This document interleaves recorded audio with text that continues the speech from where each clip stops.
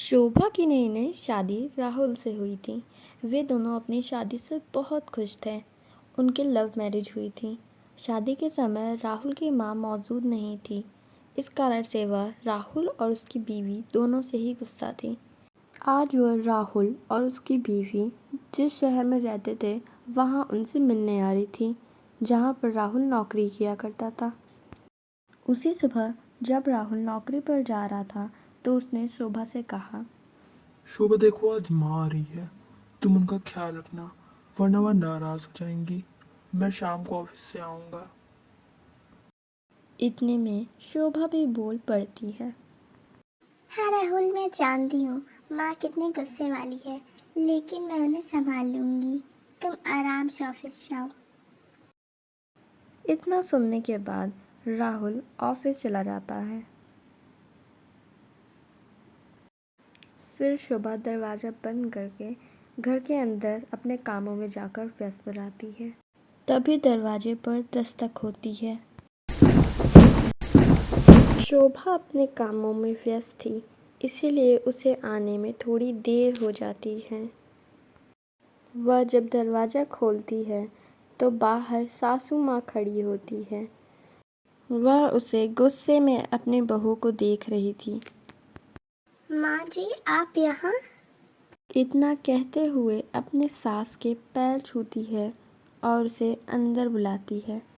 अरे इतनी देर से आ रही है दरवाज़ा खोलने, मैं खड़े खड़े यहाँ थक गई। कैसी लड़की से शादी की है राहुल ने, मेरे तो कर्म ही फूट गए। हे राम। वह इतना बोलकर वहाँ से चली जाती है और बेचारी बहू वहीं खड़े खड़े थोड़ी उदास तो होती है, पर वह अपनी सास को कुछ भी नहीं बोलती है। फिर बहू उनकी आव भगत करती है, उनको पानी और चाय पीने के लिए देती है, फिर उनके पैर भी दबाती है जिससे उनको आराम मिलता। वह सोने लगती हैं। तब भी वह अपनी बहू को 4 बात सुना कर ही सोती हैं कि उसको पैर ही नहीं दबाने आता। वो यह सब सुनकर वहाँ से चली जाती है। शाम को उसका बेटा राहुल घर वापस आता है तो वह सबसे पहले अपनी पत्नी से मिलता है और सब्जी का थैला उसको पकड़ा देता है। फिर राहुल बाद में अपनी माँ के पास जाता है। वहाँ जाकर वह अपनी माँ को जोर से उठाता है। माँ उठो, मैं राहुल। उसकी माँ उठ जाती है और तब वह अपनी माँ के पैर छूता है। तब उसकी माँ कहती है, दूर हट जा, तू भी अपनी बीवी का गुलाम बन गया है। यह कैसी बात कर रही हूँ माँ? वो तो बस सब्जी देनी थी, इसीलिए उसके पास चला गया था। तू बातें मत बना, चल जा, जाके नाश्ता वास्ता कर ले, मेरी फिक्र करना छोड़ दे। माँ तुम्हारी नाक पर तो गुस्सा हमेशा ही बैठा रहता है। तभी वहाँ बहू आ जाती है।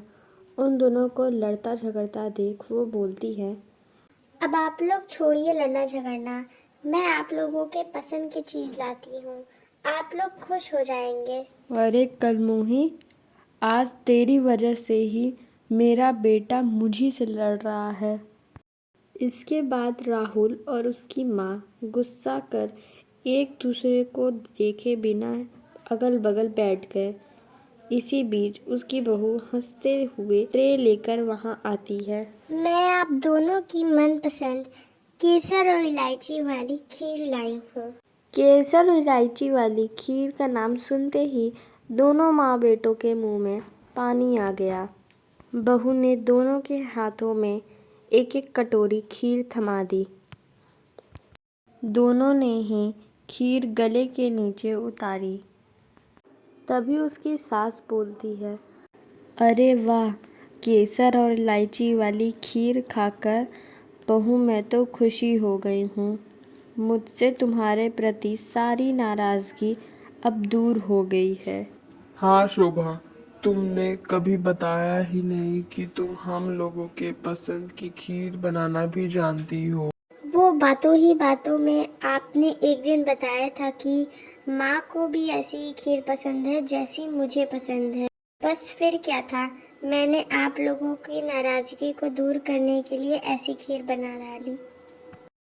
उस दिन के बाद से तीनों खुशी खुशी साथ रहने लगे।